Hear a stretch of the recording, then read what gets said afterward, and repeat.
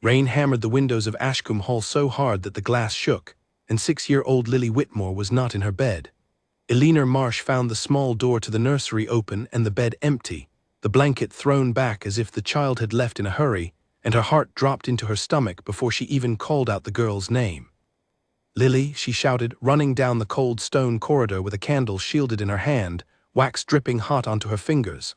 "Lily, where are you?" No answer came, only the wind screaming against the shutters, and somewhere far below, the sound of the front doors banging open and shut, as if someone had left them unlatched. Eleanor had been the governess at Ashcombe Hall for only 3 weeks, but she already knew this house had too many dark corners and too few warm ones. She knew the child slept badly, that she often cried into her pillow when she thought no one could hear, and that her father, the Duke of Ashcombe, had not stepped into the nursery even once since Eleanor arrived. She had told herself it was not her place to question a grieving man. But tonight, with the storm roaring and the little girl missing, none of that mattered. She ran down the grand staircase 2 steps at a time, candle guttering, calling Lily's name into the dark hall below. A maid rushed past her, wide-eyed, saying she had seen a small shape slip out through the side door near the kitchens not 10 minutes before. Eleanor did not wait to hear more. She grabbed a cloak from the hook by the door and ran straight into the storm. The night was black and wild. Rain soaked through her dress in seconds, and the wind nearly tore the cloak from her shoulders. She could barely see past her own hand, but she pressed forward toward the garden, because that was where Lily always went when she was frightened or sad, to the old stone bench beneath the oak tree where her mother used to sit. "Lily," Eleanor screamed again, and this time faintly she heard something, a small voice crying carried on the wind. She followed the sound past the hedges, her shoes sinking into mud, until she saw a tiny figure standing at the edge of the ornamental pond behind the east wing, the water churning black and dangerous in the storm. Lily was standing right at the crumbling stone lip of the pond, staring down into the water, her white nightgown soaked through and clinging to her small body, her feet bare on the slick stone. "Lily, don't move," Eleanor said, forcing her voice to stay calm even though her heart was slamming against her ribs. "Sweetheart, stay very still for me." The little girl turned, and in the flash of lightning that lit the garden white for half a second, Eleanor saw her face, pale and terrified. "I saw her," Lily said, her voice trembling. "I saw Mama. She was in the water. She was calling me." Eleanor's stomach twisted. The child was not merely lost. She was somewhere far worse, somewhere grief and fear and a storm had carried her, a place where a dead mother's face could rise up out of black water and call a little girl's name. "Lily, look at me," Eleanor said, stepping closer, one slow step at a time across the slick grass. "Look at me, not the water." But the ground beneath the stone lip had softened in the rain, and just as Eleanor reached out her hand, the old stone crumbled beneath Lily's bare foot with a sound like breaking bone, and the little girl pitched forward with a scream, straight into the black, freezing water. Eleanor did not think. She threw herself forward, feeling the icy shock of the pond swallow her whole, the cold so sharp it stole the breath from her lungs. She kicked hard, forcing her eyes open in the murky dark, reaching, until her fingers closed around soaked cotton and small, thrashing limbs. She pulled Lily against her chest and kicked toward the surface with everything she had, lungs burning, the storm raging above the water like some living, furious thing. They broke the surface together, Lily coughing and gasping, and Eleanor dragged them both toward the muddy bank, her arms screaming with the effort, the rain pouring down as if the sky itself was trying to drown them a second time. She hauled the shivering, sobbing child onto the grass and wrapped her own soaked cloak around her, pressing her lips to the girl's wet hair. "I have you," Eleanor said, her voice breaking. I have you, you are safe now." It was in that moment, kneeling in the mud with a half-drowned child clutched to her chest, that Eleanor Marsh looked up and saw a tall figure running toward them through the storm, coat flying open, face white with terror in the lightning. It was the Duke. He reached them and fell to his knees in the mud without a thought for his fine clothes, gathering his daughter into his arms so fast and so hard that Eleanor barely had time to let go of her. "Lily," he said, and his voice cracked in a way Eleanor had never heard from him before, not once in 3 weeks of cold silence and careful distance. "Lily, my girl, my girl." Lily clung to her father's neck, sobbing, and for the first time since Eleanor had arrived at Ashcombe Hall, she saw the Duke's face crumble completely, saw 2 years of locked-away grief break open all at once in the pouring rain, as he rocked his daughter against his chest and wept without shame in front of the woman he barely knew. They got Lily inside, wrapped her in blankets before a roaring fire that the housekeeper built up within minutes, and sent for the physician despite the storm, though thankfully the child had swallowed only a little water and once warmed and dried seemed more frightened than harmed. The Duke did not leave her side. He sat on the edge of her bed long after the physician declared her well and gone home again, holding her small hand in both of his large ones, watching her sleep as if he feared that if he looked away even once, she might vanish. Elinor stood in the doorway in a borrowed dress, her own hair still damp, unsure whether she was meant to stay or go. She had not spoken to the Duke properly in the 3 weeks she had worked in his house. He was a name more than a man to her, a shadow that passed through corridors, a voice heard faintly through study doors, a portrait of grief that the servants spoke of only in whispers. She had not expected, tonight of all nights, to see him weep. He must have felt her watching because he looked up, and for a long moment neither of them said anything.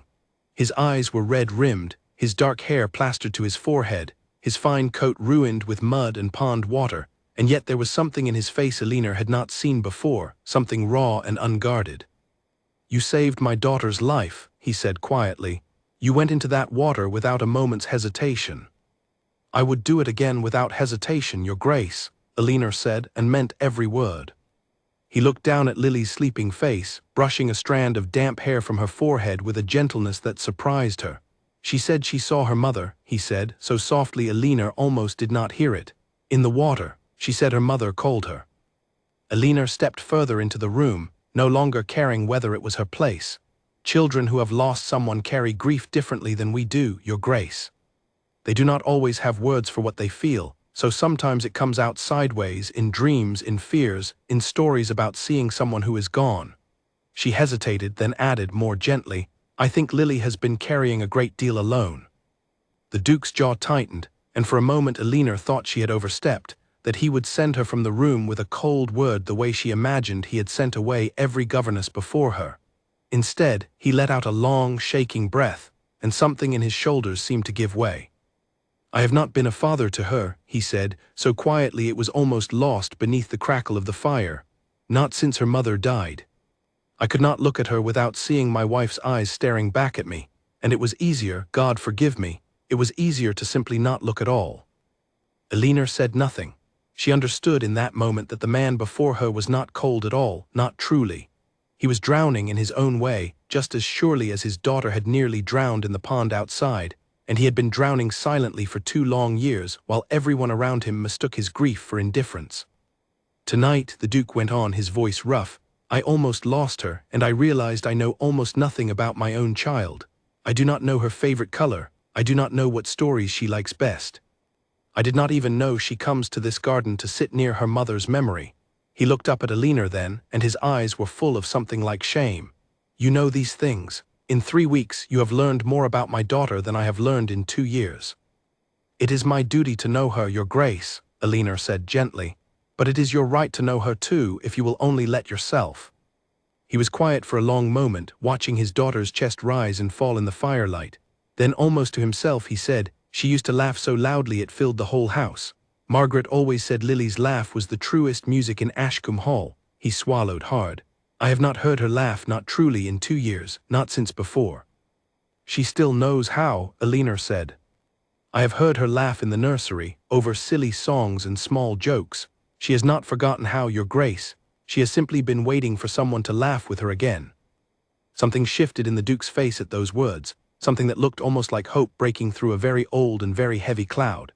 He looked down at his daughter's sleeping face once more, then back at Elinor, and for the first time since she had arrived at Ashcombe Hall, he seemed to truly see her, not as a servant passing through his halls, but as a person who had, without hesitation, thrown herself into freezing black water to save the only piece of his heart he had left.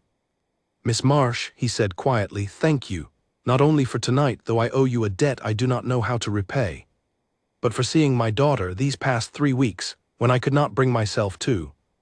Elinor felt her throat tighten unexpectedly. She had not come to Ashcombe Hall expecting kindness from its master, and she found she did not quite know what to do with it now that it had arrived. "She is a remarkable little girl, Your Grace," she said simply. "She deserves to be seen."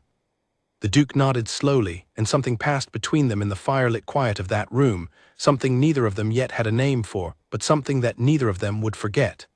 Outside, the storm was finally beginning to ease, the wind softening to a low murmur, the rain settling into a gentler rhythm against the windows.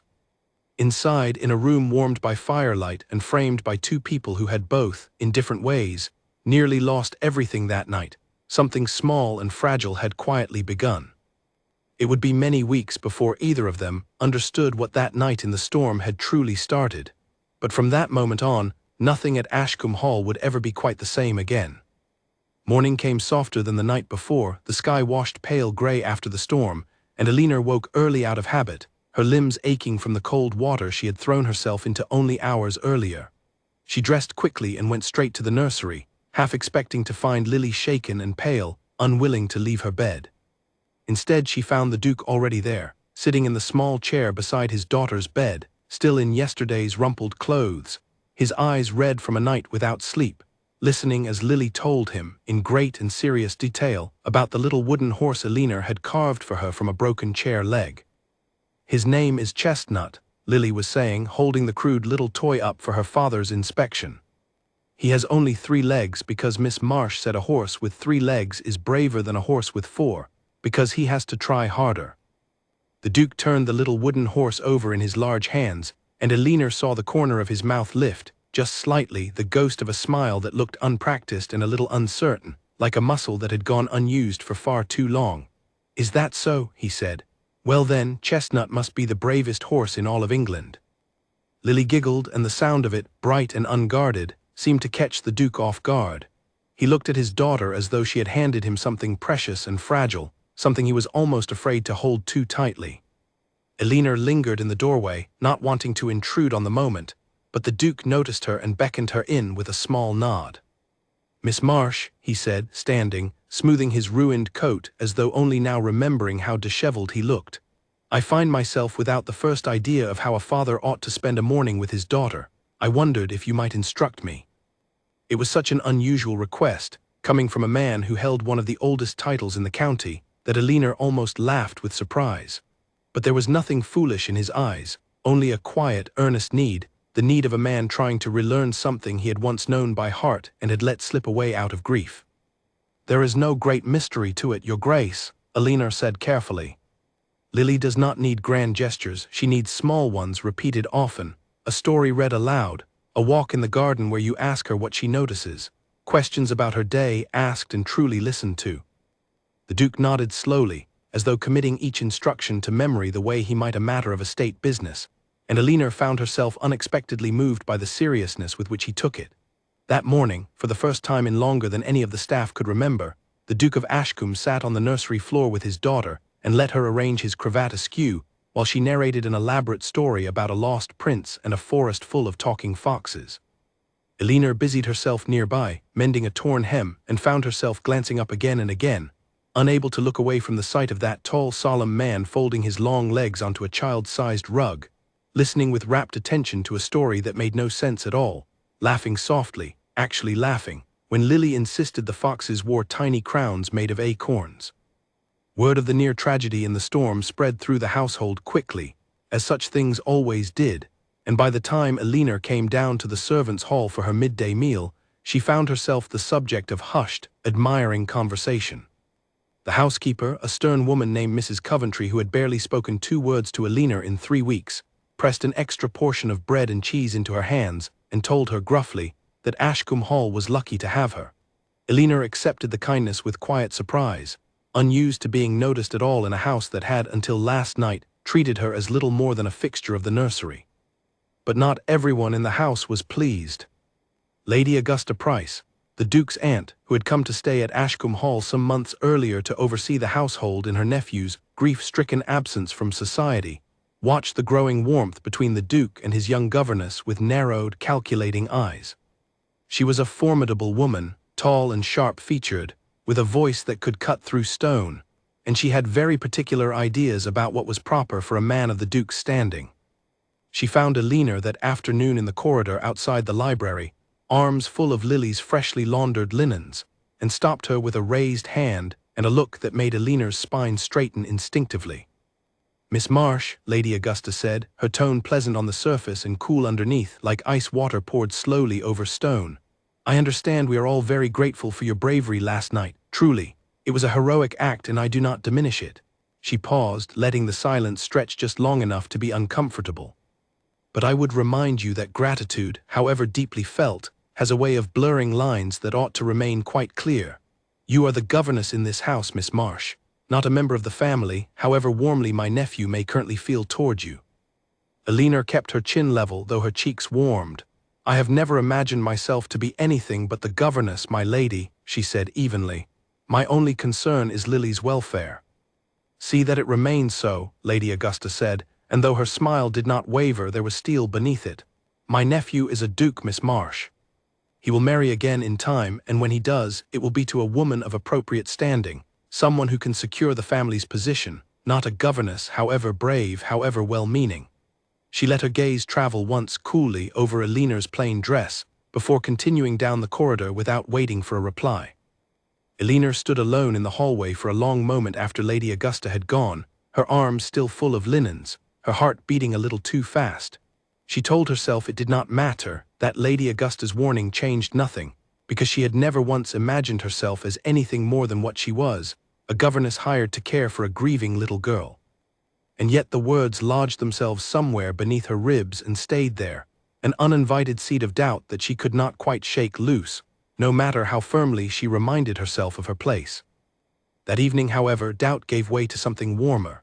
After Lily had been tucked into bed, full of stories and laughter and the particular exhaustion of a child who has, for the first time in a long while, spent an entire day feeling truly happy, the Duke found Elinor in the small sitting room off the nursery, where she often sat in the evenings mending clothes or reading by candlelight before retiring to her own room. "May I sit?" he asked, and there was something almost boyish in the careful way he asked it, as though unsure of his welcome in a room that belonged, by rights, entirely to him. "Of course, Your Grace," Elinor said, setting aside her mending. He sat across from her, folding his hands together, and for a while neither of them spoke. The fire crackled low in the grate, and outside the window, the last of the storm clouds had cleared to reveal a sky scattered thick with stars. "I have been thinking all day," the Duke said at last, "about something you said last night, that my daughter has been waiting for someone to laugh with her again." He looked down at his hands. "I did not understand until today how true that was. I have been so lost in my own grief that I forgot she was grieving too, and that she was doing it entirely alone." "You are not the first parent to lose yourself in sorrow, Your Grace," Elinor said gently. "Grief does not follow rules. It does not ask permission before it takes over a person's whole life." "No," he agreed quietly, "but it should not have taken you nearly drowning to save her from a pond and from me before I woke up to what I had let happen." He looked up, and his eyes in the firelight were dark and sincere. "I owe you more than gratitude, Miss Marsh. I owe you the truth, which is that in 3 weeks you have done what I could not manage in 2 years. You gave my daughter back her laughter. And in doing so, I think you may have given me something back as well." Elinor did not know how to answer that, so she said nothing, only held his gaze across the small space between their chairs, feeling something warm and unfamiliar stir quietly to life in her chest, something she did not yet have a name for, but something she suspected, even then, she would not easily be able to set aside. Lady Augusta's warning echoed faintly in the back of her mind, a small cold note beneath the warmth of the fire. But that night, watching the Duke of Ashcombe smile, truly smile, for the second time in a single day after 2 long years of silence, Elinor found it very difficult indeed to remember why any of it should matter at all. The weeks that followed brought a change to Ashcombe Hall so gradual that no one could name the exact day it happened, and yet by the time autumn settled fully over the grounds, turning the oak leaves gold and scattering them across the garden paths, the great house felt like an entirely different place. The Duke, who had once taken his meals alone in his study, now joined Lily and Elinor for breakfast each morning, listening to his daughter's endless chatter about her lessons, her drawings, the birds she had spotted from the nursery window.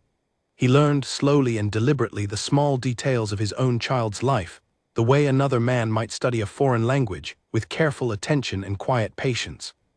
Elinor watched the transformation with a kind of guarded joy. She had come to Ashcombe Hall expecting to care for a lonely little girl in a cold, unhappy house, and instead she found herself witness to something rather like a resurrection, a father learning, piece by piece, how to love again without fear that the loving would break him further. One crisp afternoon, she brought Lily out to the walled garden for their usual lesson, a basket of pressed leaves and a small notebook in hand, intending to teach the girl the names of the trees that grew along the southern wall. They had not been out 10 minutes when the Duke appeared at the garden gate, still in his riding clothes, his cheeks flushed from the cold air. "Might I join you?" he asked, and though his tone was measured, careful, Elinor could see the eagerness beneath it, like a man standing at the edge of something he still was not entirely sure he was allowed to want. "Of course, Papa," Lily said before Elinor could answer, tugging at her father's sleeve and pulling him toward the oak tree at the center of the garden. "Miss Marsh says this tree is older than the house. She says it has secrets." "Does it?" the Duke said, allowing himself to be pulled along, and Elinor fell into step beside them, feeling something loosen in her chest at the easy, unguarded sound of Lily's laughter ringing through the garden. For the rest of that afternoon, the three of them wandered the grounds together, gathering leaves and naming trees, and Elinor found herself explaining, with more enthusiasm than she usually allowed herself, the differences between an oak and a beech, the particular shape of a chestnut leaf, the way certain trees dropped their leaves earlier than others depending on how much sun they received. The Duke listened with genuine interest, asking questions not out of politeness, but out of what seemed like real curiosity, and more than once Elinor caught him watching her rather than the trees, a thoughtful expression on his face that she could not quite read. "You know a great deal for a governess," he observed at one point, when Lily had run ahead to collect a particularly large maple leaf. "My father was a country parson, Your Grace," Elinor said. "He believed education was not something to be doled out sparingly to young ladies. He taught me botany, history, mathematics alongside my brothers. He used to say that a mind starved of learning grows thin and brittle, like a plant kept too long in the shade." "He sounds like a remarkable man." "He was," Elinor said softly, and something in her voice must have betrayed the loss beneath the words, because the Duke's expression gentled. "You lost him," he said. "It was not quite a question. 3 years ago, a fever took him quickly in the end. My mother had passed some years before that, and my brothers had already gone off to make their own lives, so I found myself quite suddenly in need of employment." She smiled faintly, though there was an old ache beneath it. "I have always believed there is a strange mercy in grief that forces a person to keep moving forward, even when they would rather stand still." The Duke was quiet for a long moment, watching his daughter chase a fallen leaf across the grass, her laughter bright and clear in the autumn air. "I think," he said slowly, "that you understand grief better than most people I have known, Miss Marsh. Perhaps that is why you were able to see what I could not in my own daughter." "Grief is not so different from person to person, Your Grace," Elinor said. "It is only the shape of the loss that changes. The weight of it feels much the same to everyone who carries it." He looked at her then with an expression she had not seen from him before, something searching and a little startled, as though she had said something that struck a deeper chord than she had intended. Before either of them could speak further, Lily came running back with her arms full of leaves, breathless and delighted, and the moment folded itself quietly away, tucked into the growing collection of small, unremarked instances that were slowly, steadily changing the shape of things between them. It was not only the Duke who noticed the change in his daughter. Lady Augusta, sharp-eyed as ever, remarked upon it one evening at supper, though not with the warmth one might have expected. "The child seems in remarkably high spirits these days," she said, cutting her meat with precise, deliberate motions. "One might almost forget, watching her, that this house was in mourning not so very long ago." "Lily is healing, Aunt," the Duke said evenly. "I would think that a cause for gladness, not suspicion." "I am glad, of course," Lady Augusta said, though her tone suggested otherwise. "I only observe that a governess who involves herself quite so thoroughly in a family's private grief runs a certain risk of overstepping her position. It would be a shame for Miss Marsh to forget herself, given how useful she has proven." The Duke's jaw tightened, and Elinor, seated at the far end of the table where the governess traditionally sat, kept her eyes carefully on her plate, though she felt her cheeks burn with the weight of the insult wrapped so neatly inside a compliment. "Miss Marsh has done nothing but her duty, and done it with great skill and courage," the Duke said, his voice quiet but firm in a way that left no room for argument. "I will not hear her spoken of as though gratitude and respect were somehow improper. If anyone in this house has forgotten themselves, Aunt, I assure you it is not she." Lady Augusta said nothing further, though her sharp gaze lingered on Elinor for a moment longer than was comfortable before she returned, with icy composure to her meal. Elinor did not look up again for the rest of supper, but she carried the warmth of the Duke's defense with her long after the meal had ended, a small, private comfort against the chill of his aunt's disapproval. That night, unable to sleep, Elinor sat by her window watching the moon rise over the garden, and found her thoughts returning, again and again, not to Lady Augusta's warnings, but to the way the Duke's voice had sharpened in her defense, the way he had looked at her across the garden that afternoon as though she had shown him something he had not known he was looking for. She told herself firmly that it meant nothing, that a man grateful for his daughter's happiness might naturally feel warmly toward the woman who had restored it, and that warmth was not the same as anything more. But even as she told herself this, some quiet, honest part of her heart knew that the ground beneath her feet had already begun, very gently, to shift. November arrived with a hard, silver frost that turned the garden paths brittle and white each morning, and Ashcombe Hall settled into a new rhythm, one built around small warmths rather than grand gestures. The Duke began joining Lily's lessons 2 or 3 mornings a week, sitting at the edge of the schoolroom with a book of his own, while Elinor taught arithmetic and history, occasionally offering a comment or a question that made Lily giggle and roll her eyes at her father's teasing. It was, Elinor thought, exactly the kind of ordinary happiness that grief had stolen from this house for 2 long years, and watching it return, piece by piece, felt like watching a garden bloom again after a long, hard winter. One afternoon, the Duke was called away to attend to estate business in the village, leaving Elinor and Lily alone in the nursery as the light outside faded early into a gray, wintry dusk. Elinor had just finished helping Lily into her nightgown when the little girl, brushing her wooden horse's mane with unusual seriousness, asked a question that Elinor had not expected. "Miss Marsh, do you think Papa is happy now?" Elinor sat down on the edge of the bed, choosing her words carefully. "I think your Papa is happier than he has been in a long time, sweetheart. Why do you ask?" Lily considered this with the grave seriousness only a child can manage. "Because he used to never smile, not even at me. I used to think maybe I made him sad because I looked like Mama." She said this so simply, so matter-of-factly, that it took Elinor a moment to understand the full weight of what the child had just confessed, the quiet, private fear she had apparently been carrying for 2 years without ever saying it aloud. "Oh, Lily," Elinor said softly, reaching for the girl's small hand, "your Papa is not sad because of you. He loves you more than anything in this world. He was only very lost in his own grief for a while, and grief can make people forget how to show love, even when they feel it very deeply." Lily nodded slowly, though her small face remained thoughtful. "He smiles a lot now, though," she said, "almost every day." "He does," Elinor agreed, smiling herself at the truth of it. Lily tilted her head, studying Elinor with the frank, unfiltered curiosity of a child. "I think," she said, quite seriously, "that Papa smiles only when you're near." Elinor's breath caught, though she kept her expression calm for the child's sake.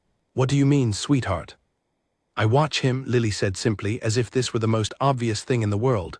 "When you're in the room, he smiles. When you leave, he goes quiet again like before, not as sad as before, but quiet. I think you make him happy, Miss Marsh." Elinor did not know how to answer that, so she simply pressed a kiss to the little girl's forehead and tucked the blankets more securely around her, murmuring something about how happy she was that Lily herself seemed so content these days, deflecting the conversation the way an adult learns to deflect truths too large for a child's bedtime to hold. But long after Lily had drifted to sleep, the words stayed with her, small and startling and impossible to set aside. What Elinor did not know, as she sat by the nursery fire that evening finishing her mending, was that the Duke had returned from the village earlier than expected, and had come up the back stairs quietly, meaning only to look in on his daughter before retiring for the evening. He had reached the nursery door, his hand already lifted to knock, when he heard his daughter's clear, unguarded voice through the gap, and he had gone very still. "Papa smiles only when you're near." He stood in the shadowed corridor for a long moment after the words had faded, his hand still raised, his heart beating strangely hard in his chest. He thought of the past weeks, the mornings at breakfast, the afternoons in the garden, the quiet evenings by the fire, and he realized, with a clarity that struck him almost like a physical blow, that his daughter was right. He had not noticed it himself, too absorbed in the slow, careful work of relearning how to be a father, but somewhere in the midst of that relearning, Elinor Marsh had become the quiet center around which his returning happiness had begun to turn. He did not go into the nursery that night. Instead, he walked slowly back down the corridor to his own study, where he sat for a long while in the dark, staring into the cold, unlit fireplace, turning the truth of his daughter's words over and over in his mind like a man examining an object he had discovered he owned but had never before truly looked at. He thought of Margaret, his late wife, and felt no guilt in the thought, only a kind of gentle, sorrowful acknowledgement, the understanding that loving again did not erase what had come before, that his heart, however broken it had been, had apparently found room to grow once more without betraying the love he had lost. He thought of Eleanor's face in the firelight the night of the storm, of her calm, steady voice guiding him through his own grief, of the way she had looked at his daughter, and at him, not with pity but with quiet, unshakable warmth. He realized, sitting alone in the dark, that he had not simply grown fond of his daughter's governess. He had fallen in love with her, quietly, gradually, in the way a person falls asleep without noticing the exact moment consciousness slips away, until suddenly they wake and find themselves somewhere entirely new. The realization frightened him nearly as much as it filled him with something he had not felt in 2 long years, something bright and terrifying and impossibly welcome. He was a duke. She was his daughter's governess, a woman of modest birth and no fortune, and his aunt's warnings echoed loudly enough in his memory that he did not need to imagine what society would say. And yet, sitting there in the dark, he found he could not make himself regret the truth his daughter's innocent words had revealed to him. He did not sleep well that night, his mind turning over questions of duty and desire, propriety and happiness, but by the time the pale winter dawn crept through his study windows, one thing had become entirely clear to him. He could no longer pretend that what he felt for Eleanor Marsh was simple gratitude, and he was no longer certain he wanted to. In the days that followed, the Duke found himself watching Eleanor with a new and careful attention, noticing details he had somehow overlooked before. The quiet patience she showed even when Lily's questions grew endless, the small furrow of concentration that appeared between her brows when she read, the way her laughter, when it came, arrived unguarded and genuine, never performed for effect. He told himself he was only being observant, but he knew, in the honest privacy of his own thoughts, that he was falling further with every passing day, and that there was no sense in pretending otherwise, at least not to himself. He began finding reasons to seek her out beyond the necessary business of Lily's education. He asked her opinion on which tutor might best continue Lily's music lessons, though he had already made up his mind before asking. He lingered in the schoolroom doorway longer than necessary, watching her explain a history lesson with such warmth and clarity that even he found himself absorbed in the story of ancient kings and forgotten kingdoms. He found, more than once, that he had walked the length of the house with some invented reason for seeking her company, only to stand in whatever room she occupied and find himself, quite suddenly, without anything sensible to say. Eleanor noticed the change in him, though she was careful not to name it, even privately. She noticed the way his gaze lingered a moment too long, the way his voice softened when he spoke to her, the small kindnesses that began appearing without explanation, a book left on her nightstand that he had mentioned once in passing that she might enjoy, a warmer shawl quietly provided when the nursery fire burned low. She told herself these were simply the natural courtesies of a grateful employer. She told herself this many times, with decreasing conviction. It was on a cold, clear evening in early December, when Lily had been put to bed early after a long day of sledding on the low hill behind the house, that the careful distance between them finally, quietly, began to close. Eleanor had gone out to the walled garden alone, wrapped in her cloak, needing a few moments of solitude beneath the frost-bright stars before retiring for the night. She did not hear the Duke approach until his voice broke the silence behind her. "I thought I might find you here," he said. "You have a habit of seeking out gardens in the dark, Miss Marsh. I confess it worries me a little, given how our last encounter in a garden ended." Eleanor turned, startled into a soft laugh despite herself. "I promise there is no pond within reach tonight, Your Grace. Only stars and rather a great deal of cold." He came to stand beside her, his breath fogging faintly in the frosty air, and for a while neither of them spoke, content simply to stand together beneath the vast, glittering sky.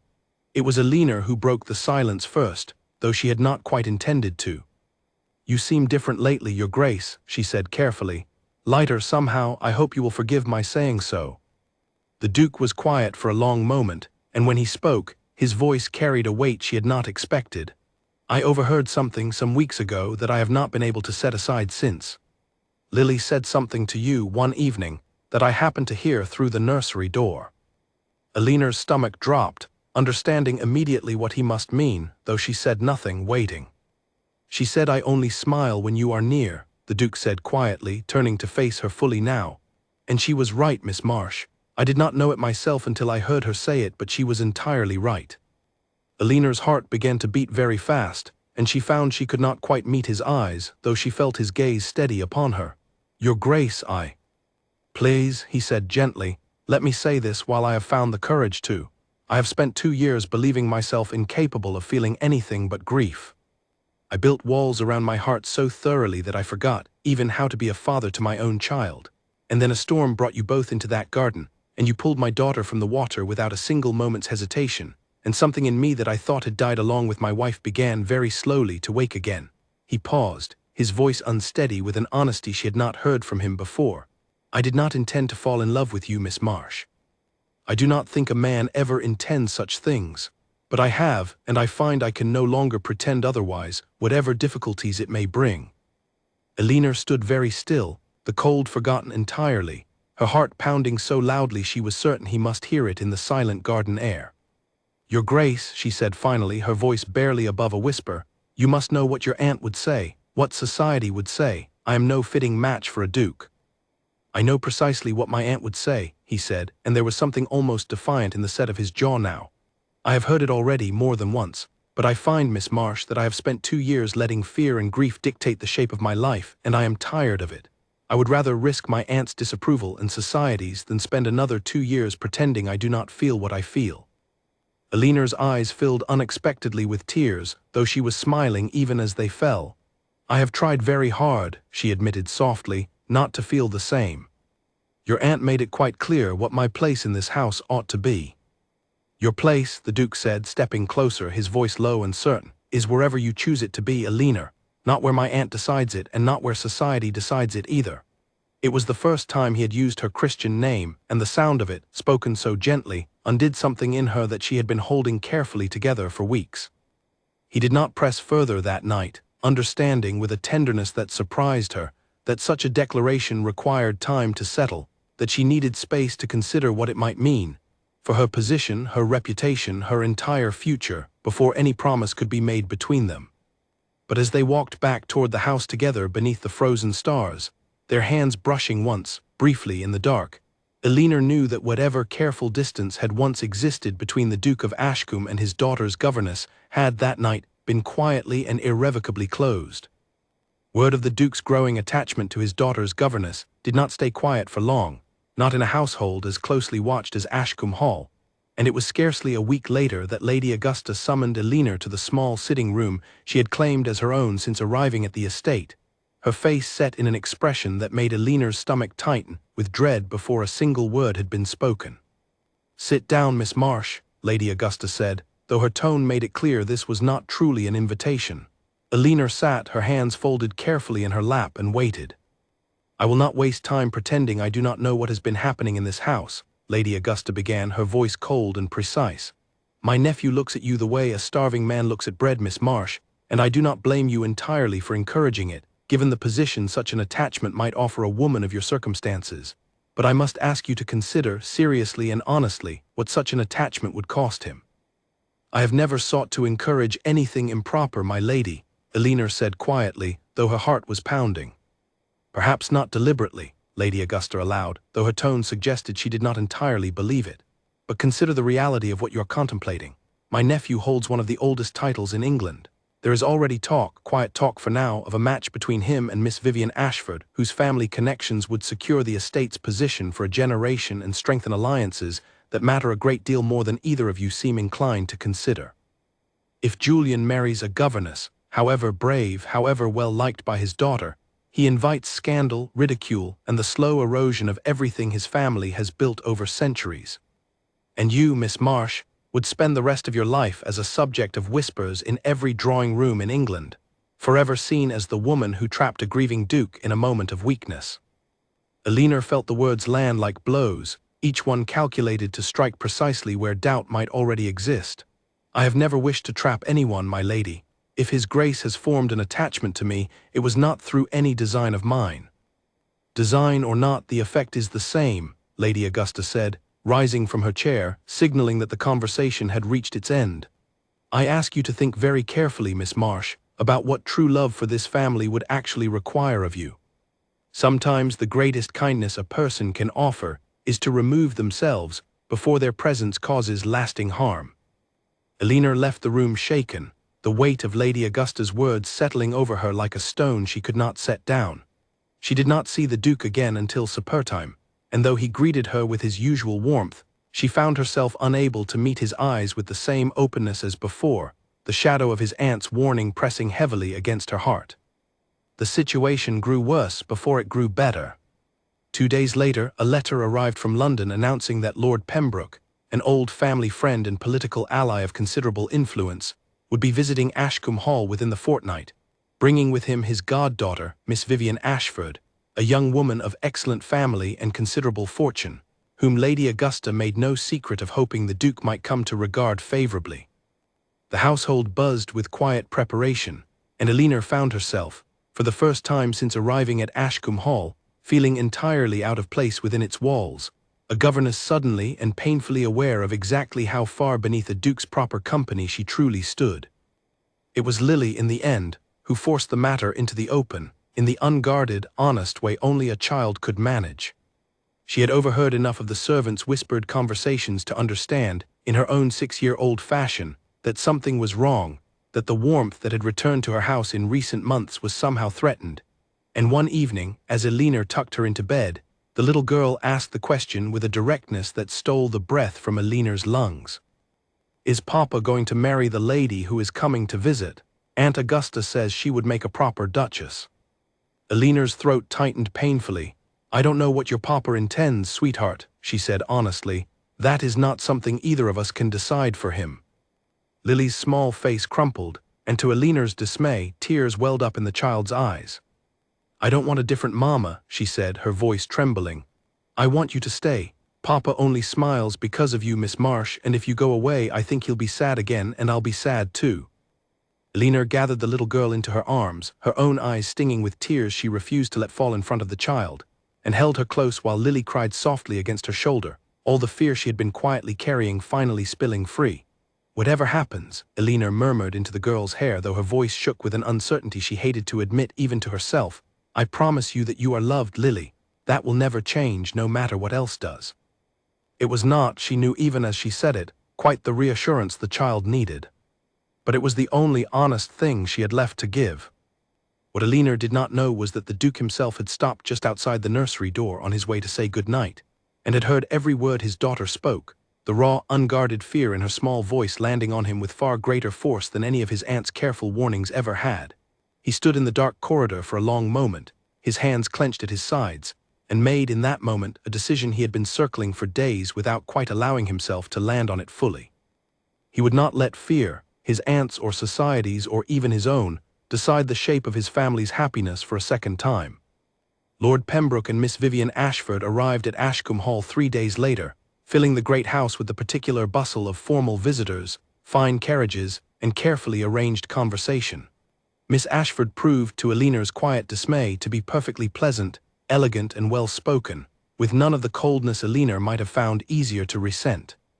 She was, by every measure society valued, precisely the sort of woman a duke ought to marry, and watching her seated at the Duke's table that first evening, laughing politely at Lord Pembroke's stories while Lady Augusta beamed with quiet satisfaction, Elinor felt her own place in the household shrink smaller with every passing hour. She kept to the nursery as much as duty allowed over the following days, telling herself it was simply prudent, that a governess had no business inserting herself into her employer's social affairs. But she could not entirely avoid the great house, and twice she passed the Duke and Miss Ashford walking together in the garden, the very garden where he had once confessed his feelings to her beneath a frozen winter sky, and each time the sight settled like a cold stone in her chest. The Duke, for his part, endured the visit with careful, courteous distance, treating Miss Ashford with the polite warmth expected of a good host and nothing more, though Lord Pembroke made his hopes for a match increasingly, awkwardly clear over each evening's meal. On the third night of the visit, after supper had ended and the guests had retired, Lady Augusta cornered her nephew in the library, her patience finally worn thin. "You have been offered on a silver plate everything this family requires to secure its future," she said, her voice sharp with frustration. A woman of impeccable connection, considerable fortune and genuine good character, and you treat her as though she were a stranger passing through your home. Meanwhile you moon over a governess as though you were a green boy of 20, not a duke with responsibilities to this family's name. I have listened to you, aunt, for weeks now, the duke said, his voice quiet but resolute in a way that silenced her immediately. I have considered everything you have said, weighed it carefully against duty, against my family's name, against every expectation placed upon me since the day I was born to this title, and I have made my decision. Lady Augusta's expression flickered with something close to alarm. Julian. I loved Margaret with everything I had, he continued, unmoved, and when I lost her I believed I would never feel anything close to that again, that grief had closed a door in my heart permanently. I was wrong. Eleanor Marsh walked into a house that had forgotten how to hope, and she gave my daughter back her laughter, and in doing so she gave me back a piece of myself I thought I had buried forever. I will not throw that away for the sake of a match that would satisfy society's expectations while leaving my own heart, and my daughter's happiness, entirely empty. You would give up everything, your standing, your reputation, for a governess. Lady Augusta's voice had lost some of its sharpness now, replaced by something closer to genuine bewilderment. I would give up a great deal for the woman who taught me how to be a father again, the Duke said simply. I do not consider that a sacrifice, aunt. I consider it, finally, the beginning of a life worth living. He did not wait for her reply. He left the library that same night, walking swiftly through the quiet, sleeping house until he reached the small sitting room off the nursery, where he found Eleanor exactly where he had hoped to find her, seated by candlelight with a book unread in her lap, her thoughts clearly far from the pages before her.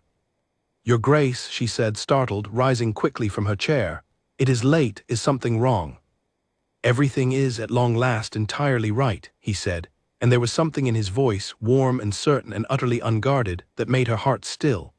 He crossed the small room in a few quick strides and took both her hands in his eyes searching hers with an earnestness that stole the breath from her lungs.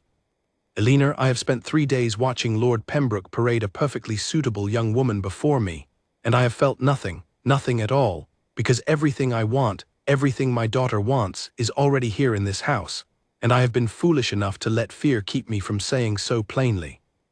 Your Grace, your family, your aunt, has been informed this very evening that my decision is made, he said gently. I do not ask you to answer out of gratitude or convenience, or because a lonely little girl loves you dearly, though she does, and so, I have come to understand, do I? I am asking you because I love you, Eleanor Marsh, entirely and without reservation, and because I would rather face every whisper in every drawing-room in England than spend one more day pretending otherwise. Eleanor felt tears rise, warm and unstoppable, and this time she did not try to hold them back. I have loved you for weeks, she admitted softly, and told myself every single day that it could not possibly matter, that a governess has no business hoping for such things. Then let us both stop telling ourselves things that are not true, the Duke said, and when he drew her gently closer, she went without hesitation, the careful distance that had once stood so firmly between them dissolving entirely in the candle-lit quiet of that small room. He asked her formally the very next morning, kneeling not in some grand ballroom but in the walled garden where their friendship had first taken root, with Lily standing beside them, bouncing with barely contained excitement, having been let in on the secret the night before. Eleanor said yes before he had even finished the question, laughing through her tears as Lily threw her arms around both of them at once, declaring, with great satisfaction, that she had known all along it would happen, because Papa only ever smiled when Eleanor was near, and now he would get to smile forever. The scandal Lady Augusta had feared never grew into the storm she had predicted. There was talk, certainly, in the drawing-rooms of London and the county alike, whispered speculation about a duke marrying so far beneath his station, but it faded quickly against the plain, undeniable evidence of a household transformed. Those who visited Ashcombe Hall in the months that followed found not a scandal but a family, a little girl who laughed easily and often, a duke who smiled without effort or pretense, and a new duchess whose warmth won over even the sternest critics within a single conversation. Lady Augusta, for all her early resistance, found herself, by the wedding day itself, standing at the front of the small village church with tears in her eyes that she would later insist were caused entirely by the cold. The wedding was a quiet affair, held in early spring when the frost had finally released its grip on the gardens, and the first crocuses had begun pushing up through the soft, thawing earth. Lily served as flower girl, scattering petals down the aisle with tremendous seriousness, occasionally pausing to wave enthusiastically at Elena as though the entire ceremony were a delightful game arranged specifically for her benefit. The Duke, watching his daughter dance her way toward the altar, could not stop smiling, and more than one guest remarked afterward that they had never seen a man look so thoroughly, unashamedly happy. Life at Ashcombe Hall settled in the years that followed into a warmth that the old stone walls had not known in a very long time. Elena never forgot her years as governess, and though her title changed, her devotion to Lily never did, the bond between them growing only deeper as the little girl grew into a thoughtful, kind-hearted young woman who carried her mother's memory, alongside her stepmother's love without ever feeling she had to choose between them. 2 more children eventually joined the family, filling the halls of Ashcombe with the sound of laughter that had once seemed lost forever, and the Duke, true to his daughter's earliest observation, was rarely seen without a smile, especially, though not exclusively, whenever his wife walked into the room. Years later, when Lily herself was grown and preparing for her own wedding, she would tell the story often to anyone who asked how her parents had come to fall in love, beginning always with the same simple truth she had spoken as a small, frightened child in a storm-ravaged garden, a truth her father had overheard through a half-open door and had never in all the years since forgotten. She had said that her papa smiled only when Elena was near, and for the rest of his long, happy life, that remained precisely, wonderfully true.